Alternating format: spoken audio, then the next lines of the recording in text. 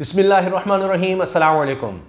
शहबाज शरीफ साहब के दौरे से खबर यह आई है कि कतर ने पाकिस्तान में $3 अरब तक की सरमायाकारी करने का कहा है, इरादा जाहिर किया है $3 अरब तक की।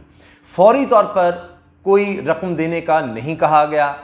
और इसमें जो खबरें आई हैं, हुकूमत जो कह रही है वो ये कि जी कराची और इस्लामाबाद के एयरपोर्ट्स का इंतज़ाम कतर के हवाले किया जा रहा है। मैं दोबारा दोहरा देता हूँ, कराची सबसे बड़ा शहर पाकिस्तान का, दुनिया के बड़े शहरों में से एक, उसके एयरपोर्ट का इंतज़ाम कतर के हवाले किया जा रहा है।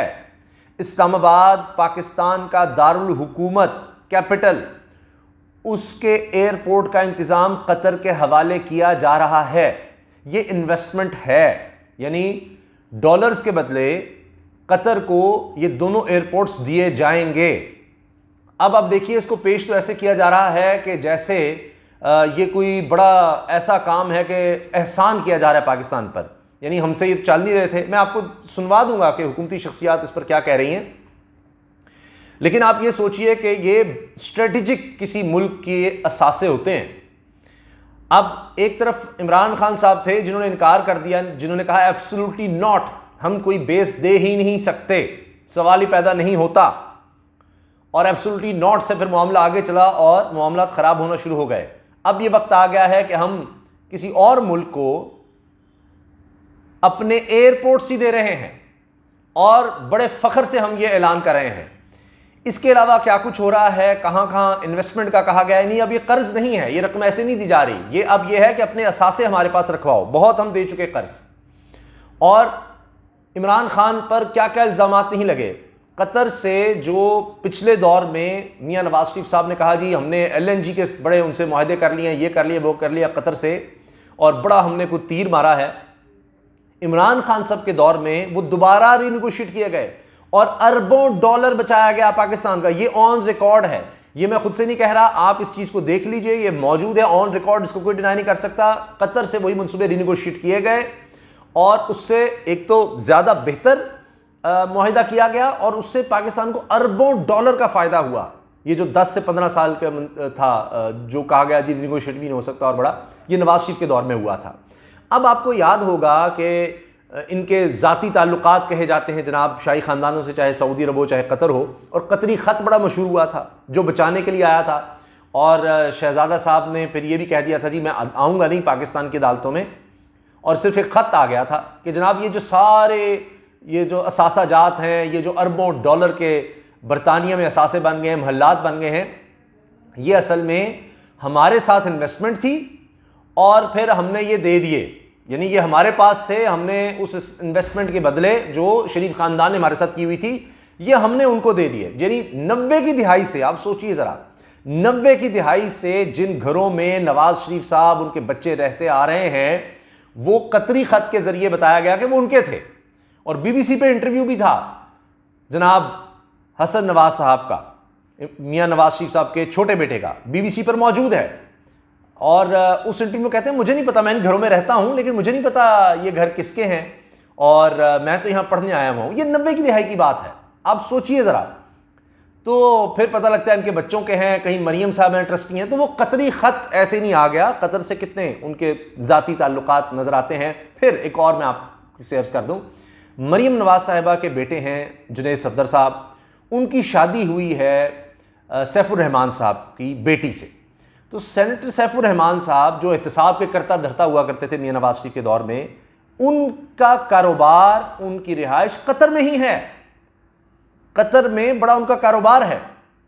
और फिर मियां नवाज शरीफ साहब माजी में भी और अब भी कहा जाता है कि बहुत बड़े बड़े लोगों के साथ मिलकर मुख्तलिफ बड़े आज़मों में कारोबार करते हैं, यानी पार्टनर्स होते हैं। इसलिए सज्जन जिंदल जब आया तो यही कहा गया कि जनाब ये स्टील मैग्नेट है तो कारोबारी इंटरेस्ट हैं, यानी सब कुछ अपने नाम पे नहीं रखा होता, पार्टनरशिप्स की होती हैं। तो सैफुर रहमान साहब जनाब कतर में वहाँ पर कारोबार करते हैं और अब कतर के हवाले किया जा रहा है जनाब पाकिस्तान के अहम तरीन असासों को। और इसके साथ साथ मैं आपको बता दूँ कि अमेरिका की largest base in middle east वो कहाँ पर है जनाब, कतर में।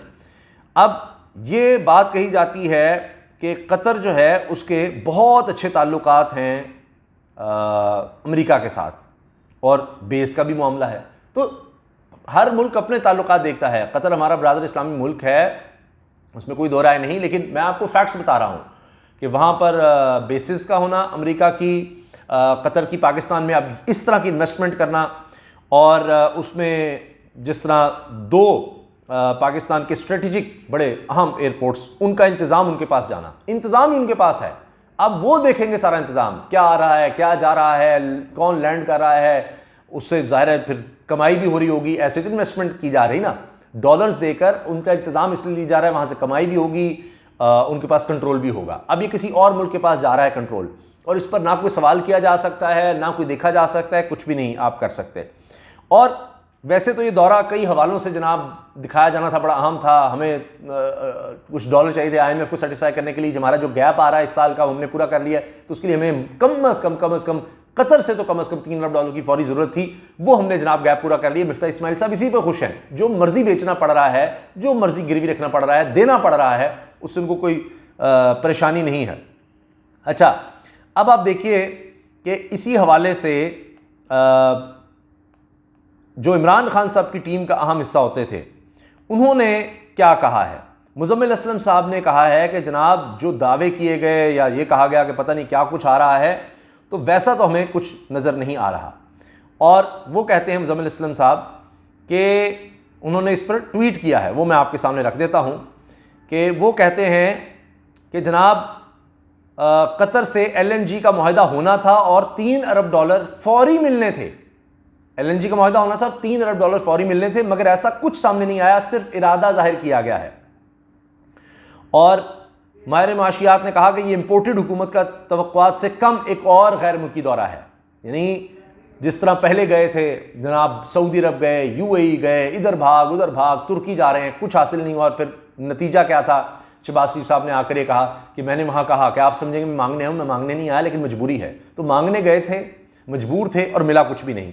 अब यह है कि अपने घर की चीज़ें फ़रोख्त करनी पड़ रही हैं, और उस पर जनाब हम क्या करें, हम खुश हों, हम बगले बजाएं कि जनाब आपने कमाल कर दिया कि कराची और इस्लामाबाद एयरपोर्ट भी उनके हवाले कर दिए हैं।